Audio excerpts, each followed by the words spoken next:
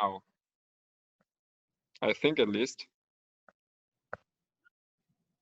Welcome to the JT Podcast, where we still need a name for this damn podcast, and we're looking for your help. So if you have suggestions, please send them in. I'm John with a J, and if I'm pointing the right way, this is Tobias with a T.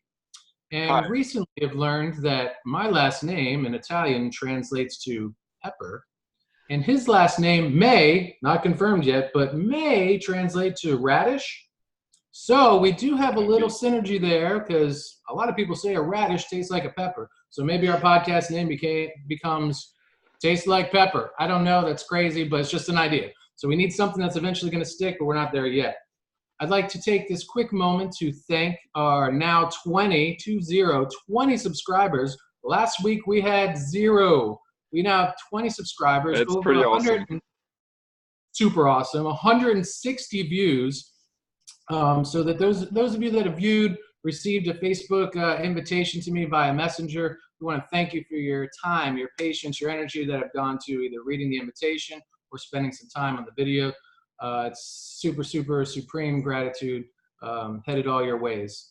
Also like to shout out to Facebook for allowing me to be in Facebook jail 3 times for oversharing with my friends. So I sent out about 250 maybe invites, a little here, a little there, but apparently it was a little too much. I have 4,500 contacts in Facebook, and apparently I can't share this great news with my friends, or I have to do it at least much slower. So today, It's ridiculous. jumping right in, because we are going to try to stick to 55 minutes to an hour, ideally. We have 2 topics. We're going to address Teal Swan's recent video, How to Win at Lose-Lose, No-Win scenarios. And then we will gently transition to the theme that we chose for this week's podcast, and that is the divine masculinity. Yes. Tis. And with no further ado, I will turn the microphone, which I don't have yet, but one day we will, over to Tobias. Yes, the last week's episode from Teal, that was pretty intense, right? That was pretty cool. Zero-sum games. About, not zero-sum games. This last week. That was already last week. The week before was zero-sum. This week was lose-lose scenarios. Yes. And that was quite interesting because it was kind of an extension to the other week's episode, because of course a zero-sum game is a win-lose scenario, and lose-lose scenario is even worse than that. So basically in every kind of interaction, in every kind of social situation, lose-lose scenario is when a person, me, you, anybody, is put into a situation where whichever option I choose, I'm going to lose. That rhymed. Okay. Yeah. So either like I take pain in this option, I can take pain in that option, and so both is actually shit, and that makes a lot of us frustrated. And what Teal said in the beginning is that actually in our current world, we are actually constantly stumbling from lose-lose scenario to lose-lose scenario, and that's a big thing, and so we have to be able to deal with that. And so without further ado, I'm going to do the same thing as Teal did and give a personal, she didn't do a personal, but I'm going to do a personal example of this. And for me, it is quite recent actually that I was in a friendship.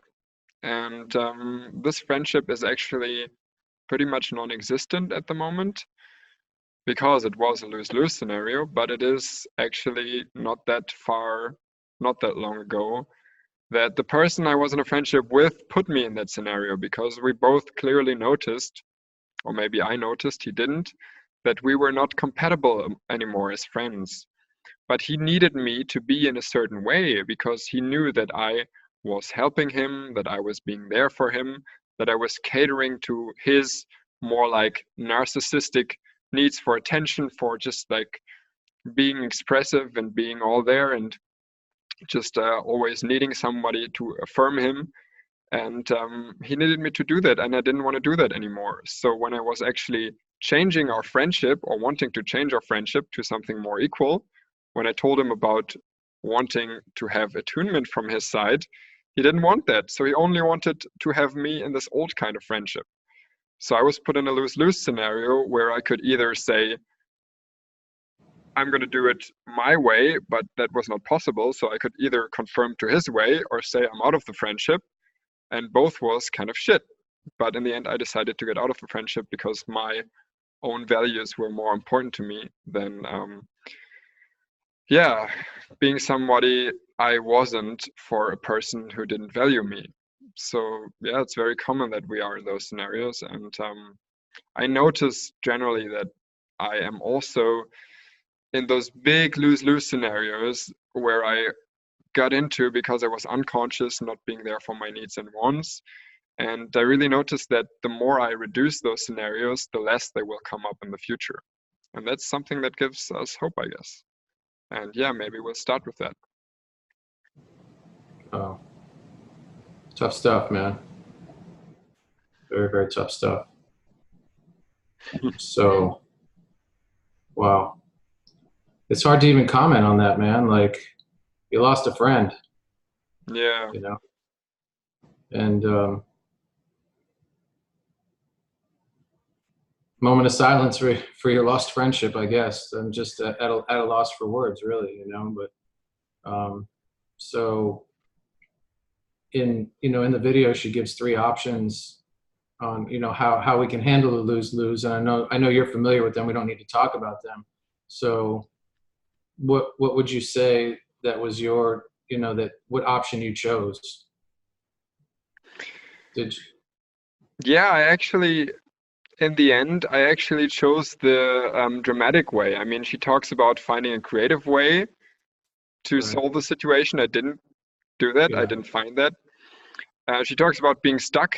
I was that for a while, but I stopped Right. that. And she talks about consciously choosing the consequence that is the lesser of the 2 evils. And I did that. That's the thing I did. And that's also the thing she talks about Yeah. mostly, which actually is going to put most of the character strength into us. Because then we have to choose between 2 values and just show what we are made of. And that's actually, that's It's the thing that's really the meat and, of yeah. all the decisions in those scenarios. And so you went with the option that you actually get the opportunity to realize your free will and be empowered at least by that Yeah. you always have a choice, and you definitively made that choice, albeit a difficult one. But yeah, there's that. Yeah. So for me also, when watching it, so you shared a personal, I can do the same. I'm sure if I spent more time in meditation or unplugging myself from the preparation for this week, which was wildly different than the first time we did this. Yeah. For Tell me sure. about it. First time it was like, let's just talk and have fun. Yeah. And it was. We had fun, we talked about a lot of things, but this time it became a thing. We have 20 subscribers. Then we have to show up. We have to have structure. We have to do this stuff. Deliver. And John, stop talking. We have to keep it on time. So the saddest part for me, that I could pull personally out of it, was when she got into the part about how, for her, the biggest pain came when she revealed that if she shows the world her human side, that people use that against her to discredit her. So most spiritual teachers will just show the shiny, happy, confident, raise the roof side of them on the stage, or maybe in their on their professional pages or on their Instagram, their best moments and this and that. But that's it. And a lot of them, actually, especially when it comes to Facebook, they only have like 100 close friends. We're talking about movie stars and influencers, etc. But spiritual teachers specifically in this regard. So what you're really doing is you're not showing the world, you're showing the world 10%, and maybe even less than that. And that might be very generous, saying you're showing the world 10% of what they see on stage and in your flashy photos. But what Teal has done is she's decided that I want to be human. I want to be me. I want the world to see me. And I want to enjoy my life as authentically as possible. And if I'm always censoring it and saying these people can't see this and I can only plug into these people but not these people, then it's not really a human experience. So I've personally done that as well. So very much like Teal, I have close to 5,000 Facebook contacts, friends, whatever word you want to put on Wow. that. And for me as a connector, as a community builder, as someone that loves to host events or help co-facilitate events, or just really put all my life struggles, strains out there, you know, when I've made $100 or when I've lost $1,000 or when it doesn't matter what it is, black, blue, white, dark, light, whatever. It's a gamble because, you know, especially when you start to shine, for some reason, when you start to shine, they all come out of the woodworks and people want to hate and to tear you down, tear you apart. So for her, the easy decision, I guess she chose option 3, but the not the easy decision, but the lesser of two evils was, you know, I'm gonna put it, either I put it all out there or I don't put it all out there. So lose. Honestly, I think she used the creative way, I think. Oh, explain. Yes, because I don't know if you realize that, because the thing is that she doesn't post too much that personal information on her public Facebook, Instagram, stuff like that. I don't think if you noticed, but she doesn't really. Like, she posts maybe a little bit more in the Teal tribe, where there's already a selection of people who kind of like her more. And then the most personal stuff she posts actually on Teal Swan Premium, which actually selects people even further with the money they pay her to actually receive that content. So actually, she did the proper work and found out the ideal solution, I guess. Which still...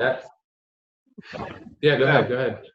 Yeah, which still actually kind of attracts haters, I guess. I mean, I recently saw a blog post about somebody who's like making a video about leaving the Teal Swan cult. And I was like, okay, yeah, you really suffered from that cult, right? I'm so sorry. That's like, I don't fucking know. So that's brilliant. That's brilliant, though. Yeah, you're right. The separation, not segregation, but just creating, being different tiers of connection, to where she can. Yeah, that's really cool. So she did go option 1 for sure. Yeah, that's great. But also, like, I have to actually add to that because it's the ideal bridge to what she also said, because I marked some quotes of her, and one that I liked is, if you are caught in a lose-lose scenario that is causing you pain, that pain is actually caused by two parts in yourself that are currently caught in a needs conflict. And I don't know if you... to our viewers, to you out there, who of you is familiar with the term parts work? I would assume many of you are. And if not, there's a very quick explanation. The model of parts work suggests that our personality is not made of like one big pile of preferences, but made out of multiple personalities that are fragmented in that way that we always have pairs of two parts of personality that are opposite each other. For example, one part in me that is actually wants attention, and one part that is afraid of attention, right? And mostly the pairs of parts in ourselves that are like completely different personalities almost are often not even something conscious. And most of the time there's one part that's vulnerable and there's another part that is protecting the vulnerable part. And there's a kind of work that also Teal recommends, which is called parts work, where you actually consciously work on those parts by becoming those parts, by really embodying them, and either asking yourself or being asked by a facilitator questions to really get to know these parts. And a kind of inner integration from an altered state of consciousness, from a higher state of consciousness, comes when your total being actually realizes what kind of personalities are in you, and then intuitively finds out how to kind of synthesize the two opposite parts to find a bigger solution, which is what she did. Yeah.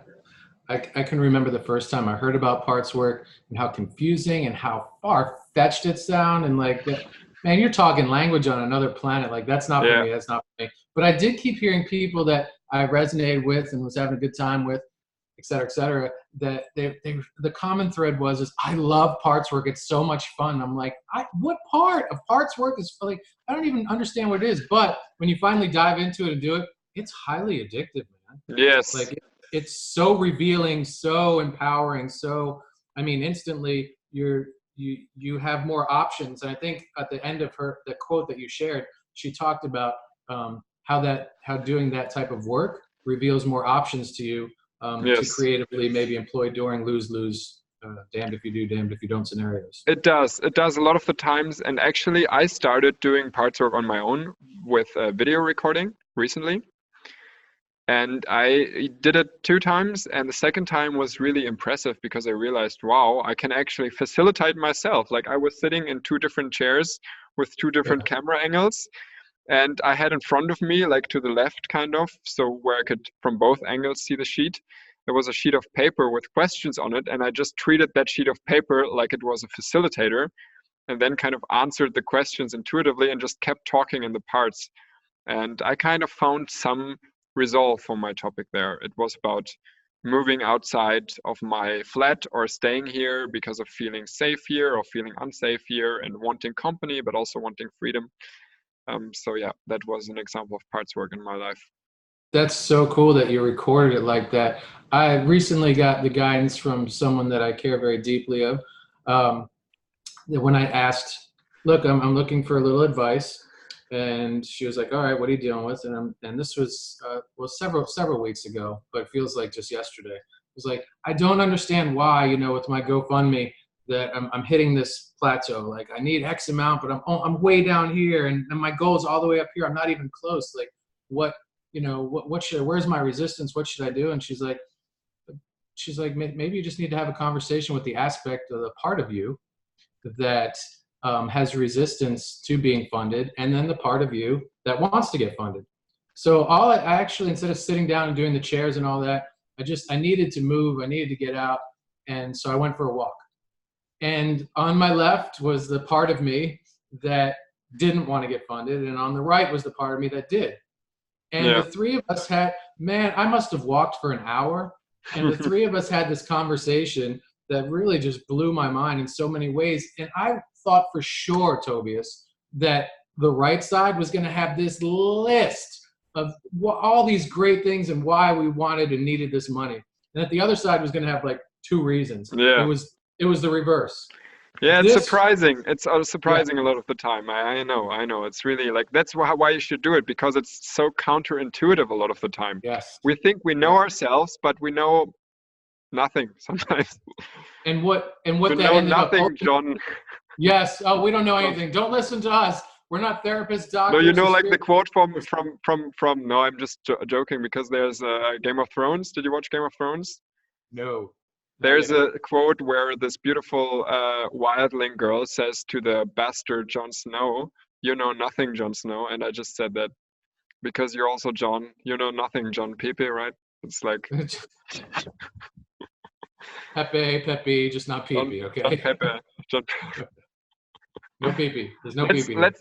Let's come to a little bit of a close with this topic, because we do have also another topic, and we wanted to spend more time on that, because I think we both think that it's even more interesting for us, at least, to talk about it, because we're men. So let's put a final quote out there. I mean, or maybe if you want to say something afterwards, you can as well. But the final quote for the 2 final quotes that I wanted to read is first: the way to avoid big lose-lose scenarios is to make changes very quickly and when things are very small. I kind of referred to that earlier, where I was thinking, like, with all my life, like with my study situation, living situations, relationships, when I see backwards, it's always the thing that I didn't notice early what was right or not right for me. And so I ended up in highly ambiguous situations, like where things were big and I had to make bigger decisions, and where I had bigger lose-lose scenarios.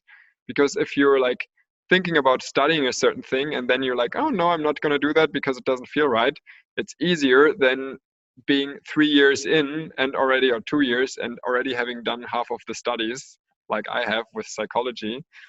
and then thinking, okay, should I finish that now or no? Like same with a relationship, right? Yeah. So that's like something that is very, very big. And I think that everybody should take that home, that making changes quickly while the problems are little is the best way to avoid those situations. And then there's the last quote: if you stop putting yourself in lose-lose scenarios, and if you stop putting others in lose-lose scenarios, you will stop finding yourself in them, which is totally intuitive, but still, that's the main thing, right? This is like just every time take a step back, just in the zero-sum games, think about what can you do to this time not create the scenario, and then it's like a habit. Yeah. I have one thing to offer from the video. I love that she likes to go big. I like to go big and end big, and I'm not afraid very much as she's not afraid to talk about the tough stuff, but there's always truth in that. And she says in the video, in every lose-lose scenario, there is a seed of a win. And she specifically, first and foremost, talks about Hitler's reign ended in a collective desire for peace more than any other situation in human history. So as horrible as it was, atrocious as it was, it ultimately ended up being a binding force for the planet, the universe. Yeah. And the same might be true for climate change. Good point. And so that's like the old kind of tale of the person that discovers like any kind of different events happening to him, and like all the time it's different events. It's like he finds a horse, then he loses the horse, then he like finds the horse again, and then it's with another herd, then the herd tramples him, he has a foot injury, but then he cannot go to war because of the foot injury, and then so you never know what's good or bad. That's like one of the big lessons of those stories, and also of what Teal says. Like it's also like everything can be used as a power of change, right? So I'm giving you the poetry snaps over here. Like, preach, brother, do it.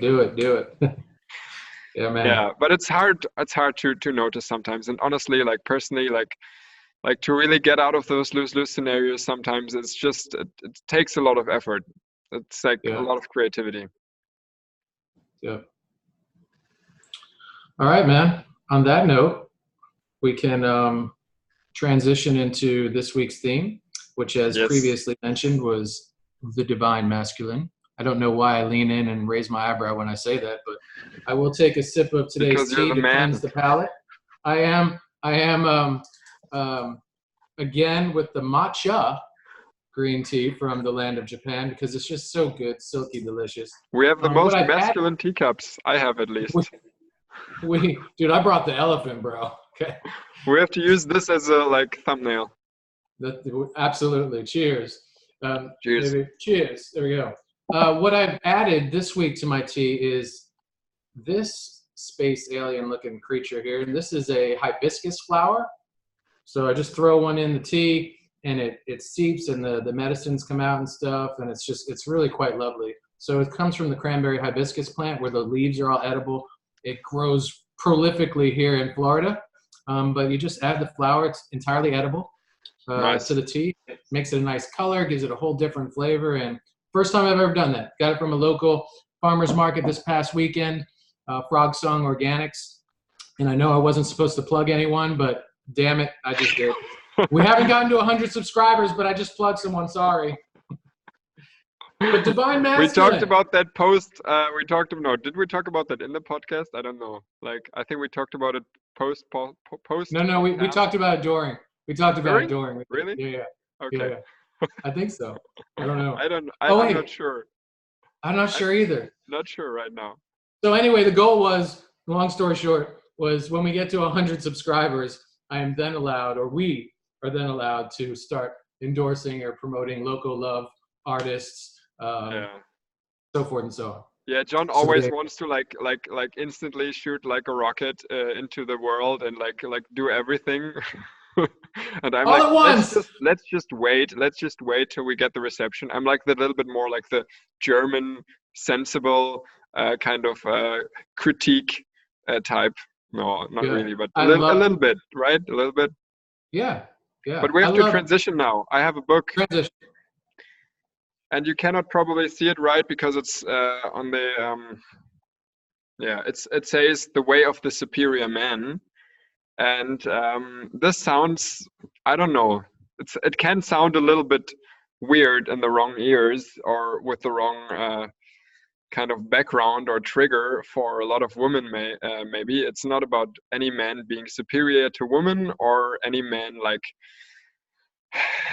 dominating other men or stuff like that. It's just a book about true masculinity written from a man who is very much into tantra stuff and into male and female energies.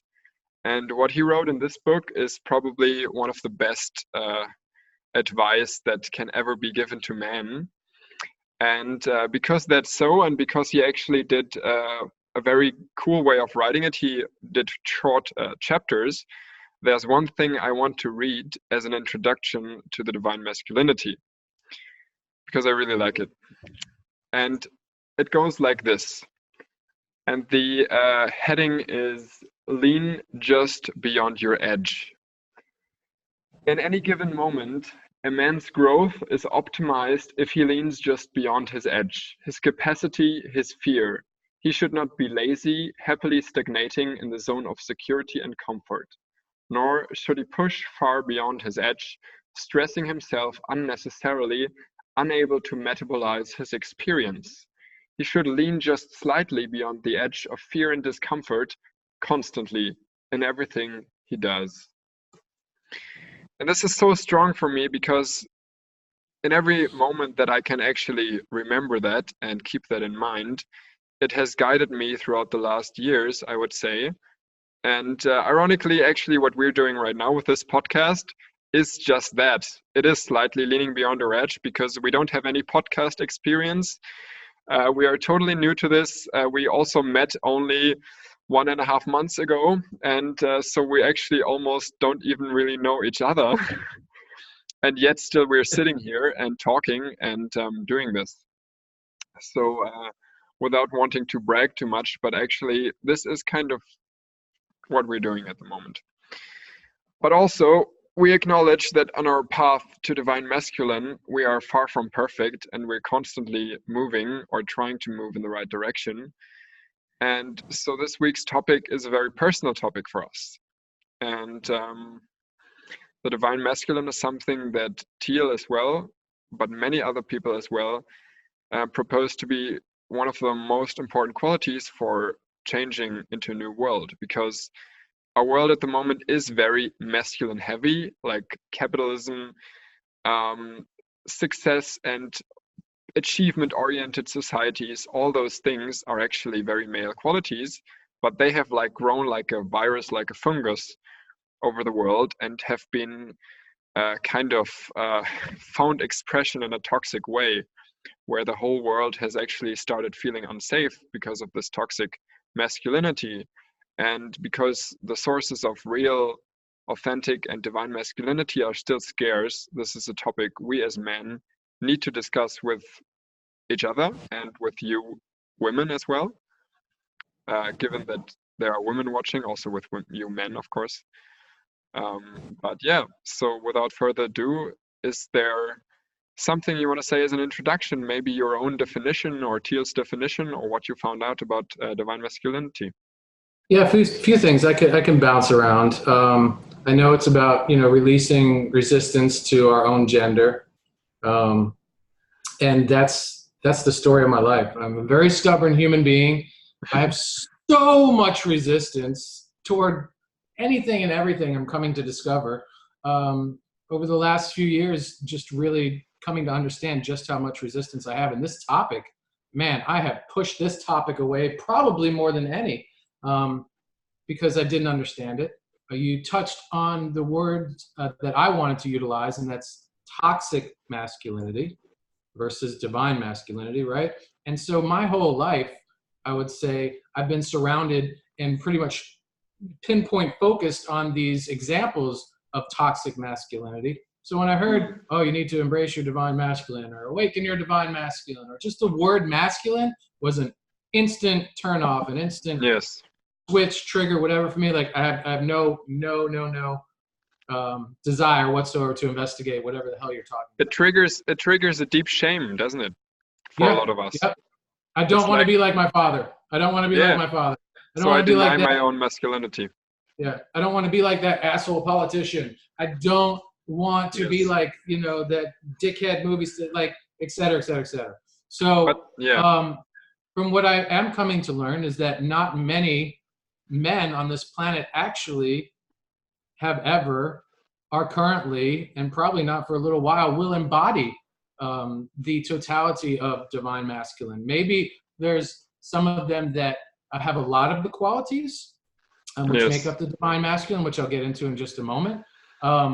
But there's very few men walking this earth that really come close to that. So for me personally, that's desirable for me. Like I want to be part of the minority pool in this equation, man. Like I want to walk into a room and a woman or a man Me that too. knows of the divine masculine.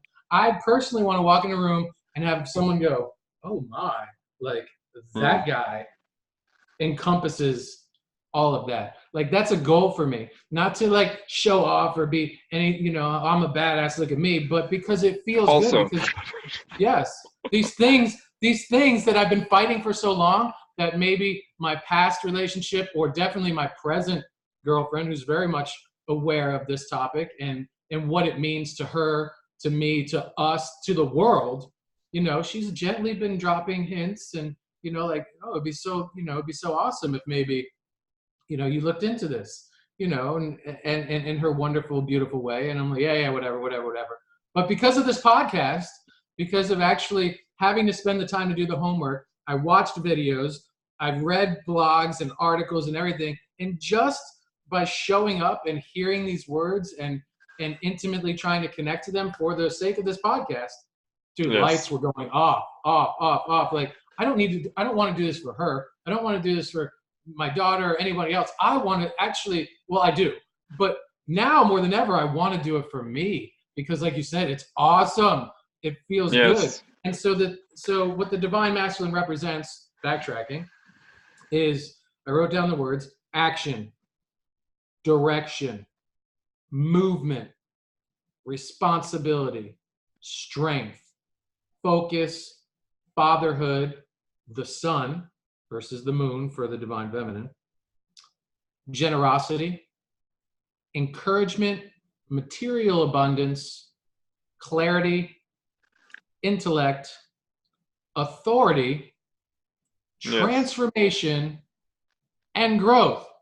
That's a lot of stuff, but it's all good stuff. Beautiful stuff. And for everything, like you can with every word, and that's the thing, you can generally see what those like toxic manifestations of those were, like, because the growth is like the limitless virus like growth. The transformation can be like, you know, like everything, material abundance can be like the greed, and you know, like everything can be turned into a negative.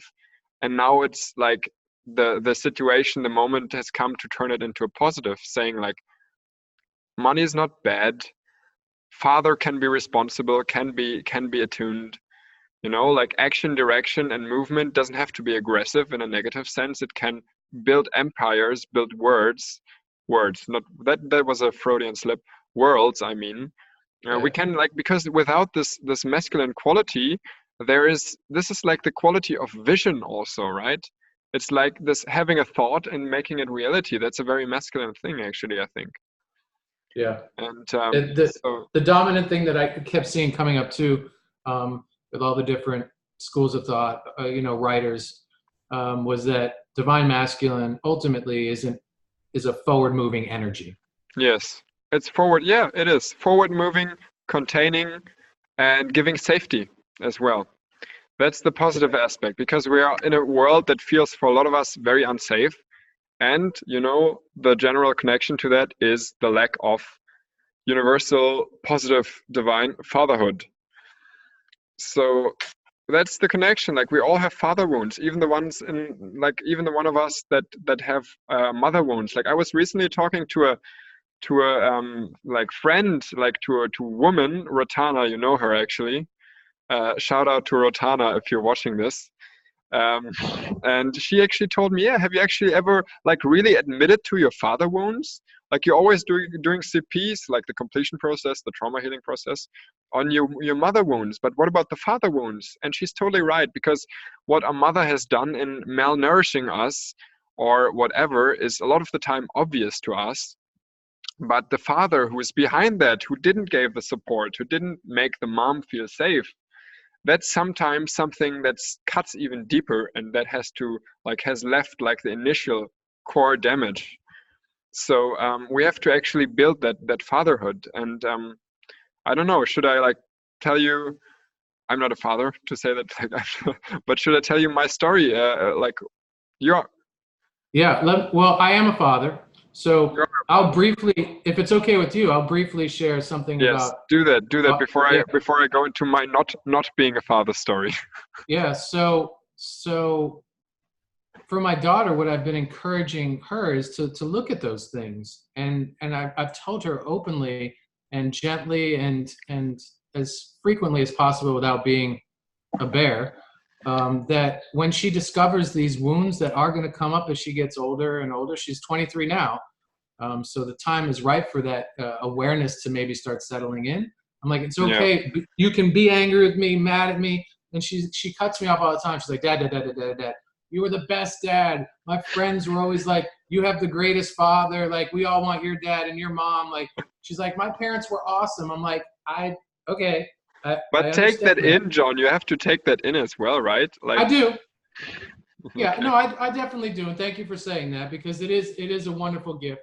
But at the same time, I know that mini storm is a brewing, because I, I did the best I could with what I knew at the time. But now that I know all the ways that I've, affected her childhood and brought, we'll call them mini traumas to her life, they're still there. So, what Yeah. we don't know, we don't know. Yeah, I think just keeping the communication open with your children and those lines of reassurance that they're going to discover things, and maybe dad wasn't the best, but thank you, and I love our love, and that you celebrate me in that way. It's such a gift.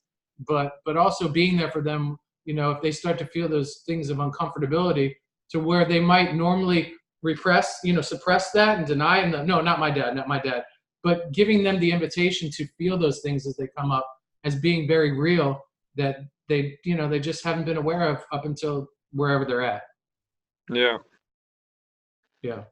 But yeah, you actually you talked about the first point about exploring fatherhood, and it's in one of Teal's videos. She goes through, like, I don't know, must be like 10 or a dozen different points of ways to start looking at your divine masculine, and you actually touched on the very first thing, which is to a challenge to explore your fatherhood, as being a father, and also your particular father. So with that, over to you and your story now. I wanted to add something, and this is actually also to your story. Is actually I definitely can also feel kind of a positive fatherly energy coming from you. Like even I, like in my age, which I'm just 2 years older than your daughter, so that makes sense. Just saying that, like like as a guy, as a growing man, I can feel that from you still. Thank you. And the thing is that I actually had kind of two half fathers, one biological and one not biological, but both were actually not real fathers, because my father left my mother before I was born, kind of almost exactly after pregnancy, from what I can recall. Not recall, but from what I can like tell from what I learned. And so that was not responsibility, and that responsibility didn't grow that much in the coming years. He didn't pay the, what is the called, alimony? Is it called alimony? Yep. Child support. He paid that sometimes, but then also late and stuff like that. So And then he was there sometimes for me. And then he was like, he told me that he was fighting for me, but in the end he was traumatizing me because he was just fighting with my mother, which is not really fighting for me, but just creating more trouble. He was always wanted to see me, and then when he could, like when he actually had the law support to see me, then he actually didn't make use of it. So it's like, so yeah, so I do have a connection that's like getting better with my father. The last meeting was actually quite good when he visited me here in Leipzig, but still there's a long way to go, and I didn't receive that true fatherly energy from him.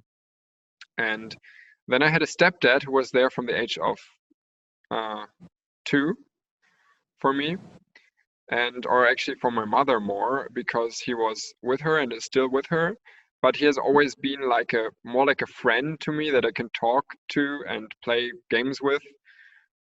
We used to play Magic the Gathering when I was smaller, which was fun, but in the end he was not like stepping into the role of also being responsible, having responsibility for me, right?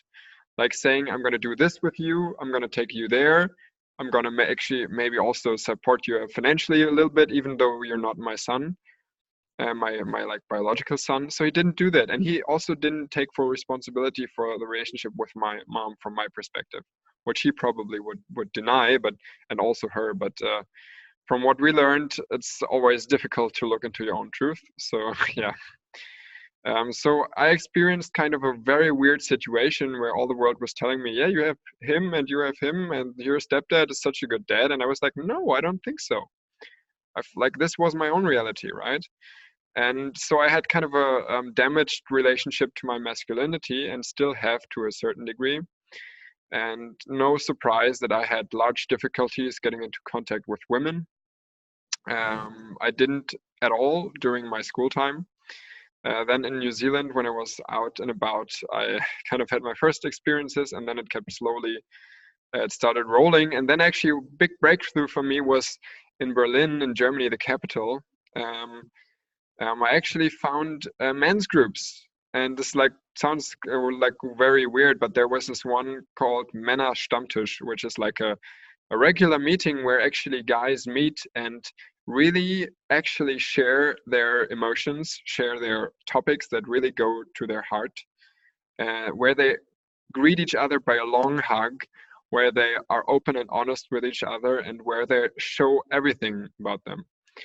And this is when I started a journey of transformation that's still going on, where actually I start viewing men not as opponents or scary people, but as brothers that I connect with and that I can like form a new kind of masculinity with.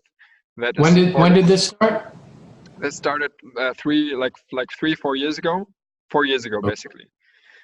And I, even to this day, notice that my relationship to my own masculinity drastically changed. I went to workshops where there was kind of a beautiful intimacy between men, where actually I started doing like going into the nature, doing nature retreats with men where we we're fighting, doing oil fighting, doing stuff like this, like did vision quests. I started even here. I have a man's connection. Like the first time we wanted to Skype, I was just, maybe you remembered, I was at a man's evening where we actually did a little bit of this workshop feeling we created on our own. And recently I just danced a haka, which is a New Zealand war dance, a Maori war dance, with some French, which is like very aggressive. It starts with this like kamate, and then you have like this, and then you have like this face at the end, like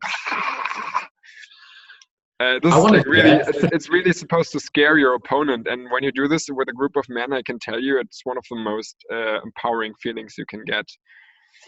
And so the first step on the way to modern fatherhood for me, I would say, is brotherhood. And that's also what women need to know, is that they need to allow men to be with men. Yeah. And notice that there are men that actually don't like start conspiracies against women, because there are forums like the Red Pill where men are angry and there are actually like fuck the women, we're gonna do our own thing, we go to prostitutes, watch porn, but we're not gonna have relationships anymore. I'm not talking about that.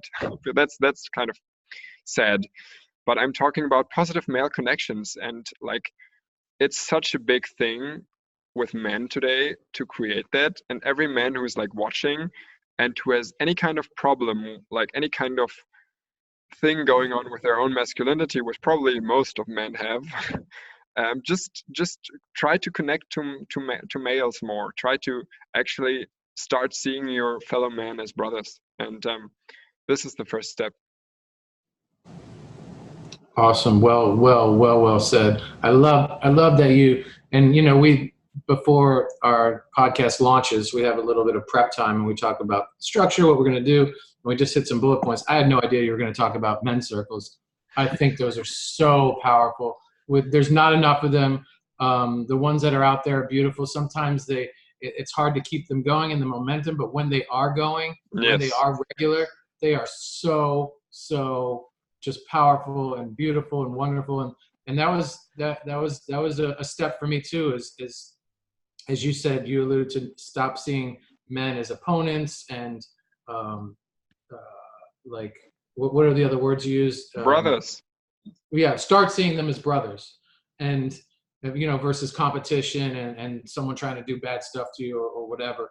And so for me, it was tough. I tiptoed into those meetings because I'm not just going into, you know, hang out with you. I'm going to hang out with 20 or 30 guys that I don't know, that don't know me. And is one of them or two of them there, like not there for the right reasons? Are they, you know, are they predators, or are they just there, you know, to hunt other men for sport? Like all these crazy thoughts of unsafe, just, you know, because of where, you know, I came from and the men that surrounded me, you know, as a child. So I brought all this with me, but it was so, you know, like you said, to be welcomed with that long hug and to hug, just to hug a man that way is a very, very masculine. Without doing the clap, right? Like normally men would like hug and then clap a little bit to like make it less awkward. Like, it's all right, bro. Yeah, I got you, man. Just stay in there. Like, don't clap. Stay in there. Stay like intimately connected. That is one of the greatest feelings that I've ever experienced on earth. And I used to watch, before I went to these circles, when I started opening myself up to this possibility and before I got my first invitation. So I was slowly manifesting this into my life, right? I would sit underneath that Bodhi tree that I told you about, and I'd just have my chair there and just watch people come and go. And there's this lovely place nearby where a lot of men like that show up, and I'd watch them hug. And the softness was blowing my mind. And the lack of the padding and the, you know, the high five daps and the secret handshakes, but it was just a very loving embrace, but still very manly and very just all the words, all the beautiful things. And it touched me, and I was like, one day I want that in my life. And that was that manifestation, because shortly thereafter was, hey man, there's this men's circle. And I'm like, what the hell is that? And then I'm like, wait, maybe that's the place where they hug. I don't know. But there's so much more to hugging. You know, we don't just go around for an hour, 2 hours hugging each other, but still, it's quite the lovely gathering. And it's a great way to build community and connection and strengthen each other and ourselves and the people around us. So highly recommend. And I really also want to add to that, because you talked about the softness and also the softness having strength. Like, honestly, our world contains paradox, and as we know from Teal better than from anybody, the truth, like the solution to a lot of problems, is integration. And the same is actually happening. Like, the same is true with men. Like, of course, the hugs are important and being gentle and understanding, but then in the next moment, if you like, you can also fight, you know, like we did. Like we hugged, like when I was going into the retreat with the 40 men for 10 days in nature, we did both. We did extreme intense oil fighting, where you would fight to the last second, and then at the end, honestly, congratulate the winner and go out and still be friends, right? So this is like, competition can be like a friendly measuring of each other's strength, not like the intent to destroy, right? And that is like a quality we have to make great again amongst men, because like this is something that we don't understand, because there's like this hippie prototype of the man who's like, oh, I love everybody and I'm in tune with nature, and then when it comes to the smallest kind of conflict, he runs away. So this is like this is also not embodiment of divine masculinity at all. So this is like being soft and being gentle, but also standing your ground, being firm, which I definitely have my problems with every now and then. Yes, I'm being really Yeah. honest. That's like we're slowly getting there, but it's like that's the thing, right? And also with standing your own ground, there's a very important thing I want to mention is that we as men also have to find our own truth, and that's very very very hard in modern world because we're like forced by so many paradigms to evaluate where and how we are. It's like Me Too campaigns, and then the others who say we want real men, be sensitive, be strong, listen to women, but also know yourself. It's like, what should we do? And in the end, it's actually the answer is find your own way. Don't be insensitive. Don't be rude and reckless, but also listen first and foremost to your own intuition before the intuition of somebody else. That's very important. I Yeah. would say. I pulled up as I was searching videos and stuff. My old Infinite Waters buddy Ralph Smart pops up, diving deep, with Yeah. his good ass prana. Can I get a hello? And I was like, all Hey. right, I'll do it. Yeah, slow motion left. I don't even know what that is, but whatever. It's his I thing. don't know. Like I kind of find it weird, to be honest, but okay. I don't watch his stuff very often, but I was like, let me see what Ralph's got to say. And he did have a few Yeah. cool points. And he said in order to like awaken, to activate the divine masculine inside yourself, that you have to start, just as piggybacking on what you said, you have to start standing up for what you believe is right. And you pick a thing. It doesn't have to be necessarily a confrontation, a confrontational moment that you're having where you're standing up for yourself, but maybe it's just, it's some activism in the world, whether it's recycling or permaculture, animal rights, veganism, whatever. But Yes. but be the embodiment, be in that entirely, unapologetically, respectfully, but Yes. in your power and in the Yeah. moment. And he also Respectfully, talked. but still firm. Yep, there you go. Still Respectful firm. but firm. Well said. And he also, just another few quick points from his very long video that I watched in its entirety. And and I don't know when the next time I'll go back to Ralph, but he was there for me yesterday. I liked that he echoed my sentiment that I'm always sharing with people. And I still bewilders me how prevalent this is in our world, with our parents, with each other. On TV, it's an abomination how often I hear, "Oh man, I'm sorry." Like when someone starts to cry, or I'm sorry, I didn't think I was going to get emotional. Like all these damning of these emotions. So Ralph's Yeah. like, "Cry, damn it, cry." Like being a man doesn't mean you can't cry. Express all of your emotions. They're signs of strength. Tears are not weakness.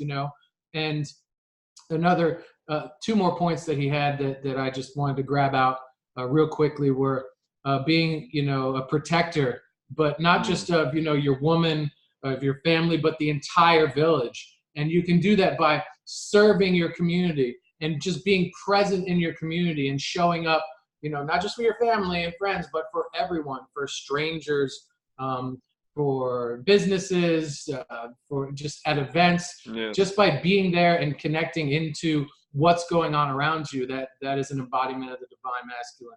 And then I think lastly you're was, already doing a good job. Like from my outside perspective, you're already heading there, actually, I think. oh, thank Just you saying. for seeing that. I appreciate that. I like you too, have some, no, I mean, as you, not, I like you too. I mean, like, as similarly to what you were sharing earlier, there's things on that list that I know I intimately need to address and spend a lot more time with, Yeah. but none of, like, like you said, we're working on it. We don't come before you today going, we are the models of divine masculine before you, Yes. please hear our ways. We're like, No. we're just learning and starting off in this crazy trip too, Yes. because it's very foreign to us. So let's do this Yes. together. Let's help Yes. each other get there. And I have to actually, like, I notice, like, the more sensitive I get, the more aware I get, I actually notice also, the more strongly I notice actually when I'm not in my divine masculine and when I hurt other people, right? Like there Yes. recently was a situation where I was with a woman And actually, I did a promise to her, and I didn't keep that. So it's like, I don't know if I have to get into anything like specific. It was about, I don't know if I want to say it here. I'm not going to say it here. Okay, It's okay. it's a little bit intimate, but the thing is, I Yeah, noticed that I kind of like didn't keep an agreement I personally made to her. Doesn't matter what kind of agreement that is. That is something that can really hurt somebody. And yeah, especially if as men we don't do that, then we actually hurt not our own integrity, but also the trust of others. And that's like one of the biggest things that you can do to hurt somebody. yeah, And so, yeah, that's one thing I wanted to add. And on the other hand, I wanted to also just shortly say that I was in a completion process. I told you that earlier. I was in a completion process, or in multiple ones. One I facilitated on myself, one that I was facilitated by somebody else. And for those of you who still don't know what the completion process is, it's a trauma healing technique where you enter into emotions, then change memories in your past, go back to the present, and actually change your reality and like be like you're more free after that. You're just more integrated. Parts of you come back. And you can actually look that up on YouTube. It's not that hard to find. And the thing is, what I integrated in some of those processes was my divine masculinity, which for me actually is a very creative energy, and probably for a lot of people, a lot of men.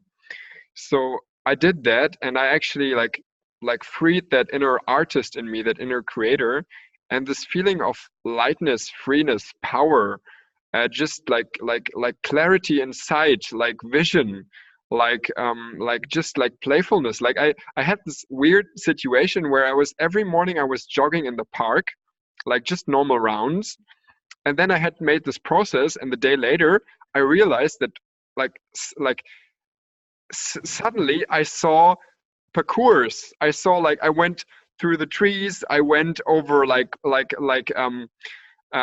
banks, like, no, what's the English word, bank, like a no, like where you yeah, can sit down. yeah, It's yeah. not bench. I went over benches.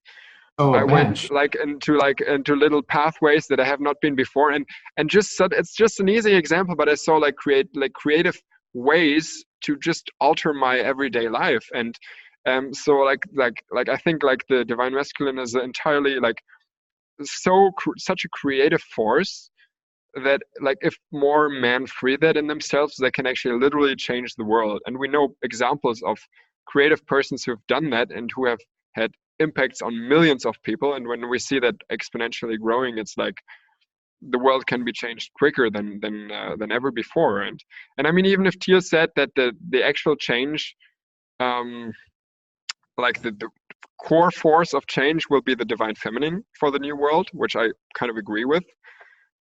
Still, there needs to be masculine presence and divine masculinity for new ideas, for the execution of the new vision, for all of that, right? Yeah, we have to ascend together.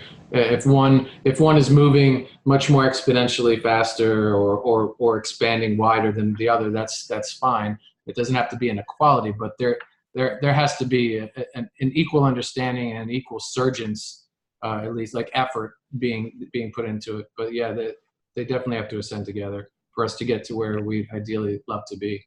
Um, but before I forget, what you were saying earlier, um, about um, sticking to your word. That is a huge pet peeve of a lot of people, but specifically very much women. Like I've heard women over the years tell me, like, if you're going to, because I always ask, what's your pet peeve, especially when I was dating and stuff. Like, what don't you like? Is it being tardy to events? Is it waking up late on the weekends? Like, what's your pet peeve?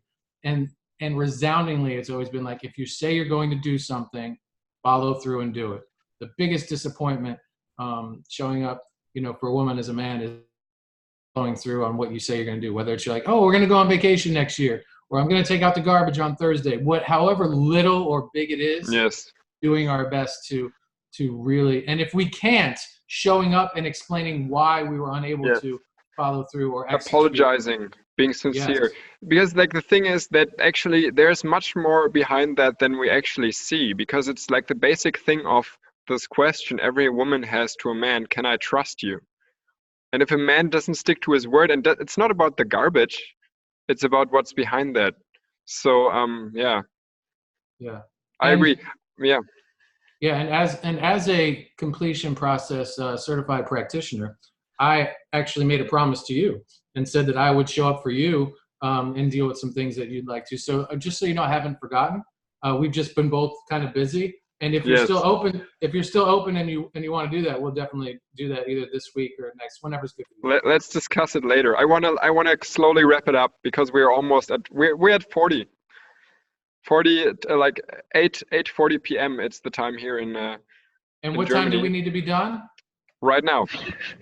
Okay, so we need to start wrapping. So the last thing from Ralph Smart was knowledge. Learn more, read more. That was his advice to activating the divine masculine. But go ahead. That's good. Knowledge is good. Aside from all the other things we said, we gave a definition. We gave examples from our own lives, admitted to our own faults. And the thing is that I wanted to leave this whole podcast with one last thing, and that's a message to the women, because I know that there are probably a lot of our viewers right now probably are women, I think. And so the thing is that I noticed I was at a conscious touch workshop with awesome Patricia um, from Berlin. She's living in Berlin at least now. And we were like cuddling in that workshop. Conscious touch means you're exploring touch consciously. And we were cuddling, and then suddenly she was just telling me, "Oh, Tobias, I just want to be there for you right now." And so she kind of opened her legs a little bit, and I was just like sitting in front of her and just like letting myself go into her lap and like being massaged at the head and just like gently touched everywhere.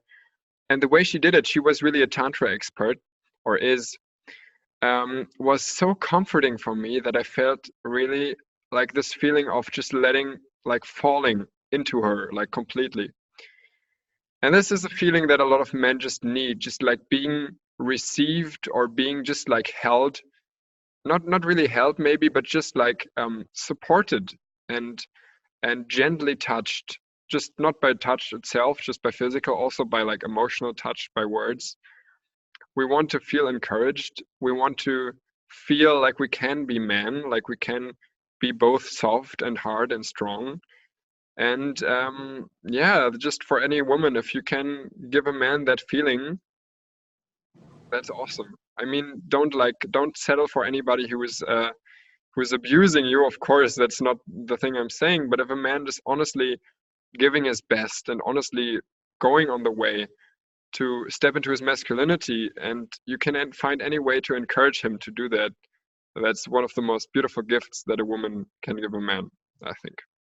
It definitely it feels divine to be touched by pure femininity like that. Yes. All puns intended, but all seriousness as well intended. Yes. For sure. And I would, you just inspired me to just tell everyone. But if we're sending a message to women and my particular partnership, I've learned so much because she's very, very adept at communicating her needs. So I would tell everyone out there, especially to all my women friends and folks watching, tell your partner, tell your family, tell your friends, tell everyone, effectively, clearly, concisely, passionately communicate your needs. It's okay to have needs and to desperately need them fulfilled. And it's a all of it is valid. Nothing is a silly need. Please ask. Please let us know so that we can be in the experience with you and do our. Or you're gone. Yeah, you were a little gone there, but yeah, that's true. But that goes for men as well, like that's true, like for both men and women, like we all need to communicate needs generally, right? That's a big thing for all of us. Yeah. So yeah, that was our episode on divine masculinity. We didn't cover everything. I think leave in the comments. Leave.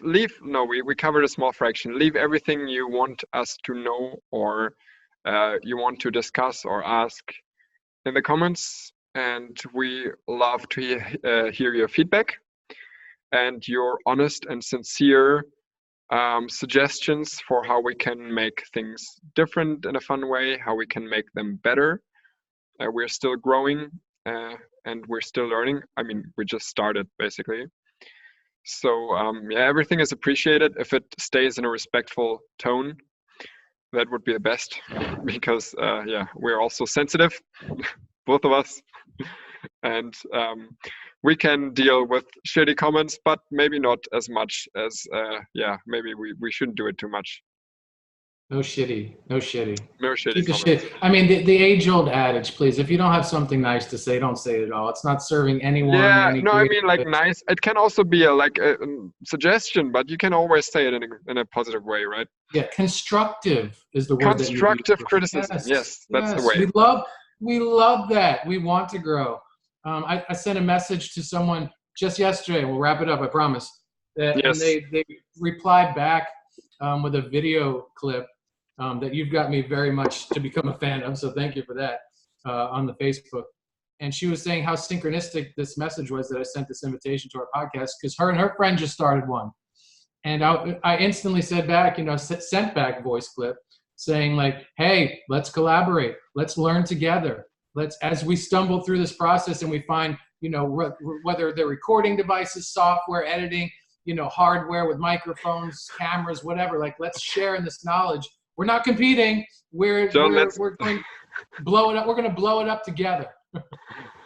Let's wrap it up here, John, because we are almost at the 110 mark. So let's don't torture our viewers more with the over-the-top time limit here, and just finish it and just say thank you for everybody. Thank you. Thanks for watching. Thank yous. And have an awesome day.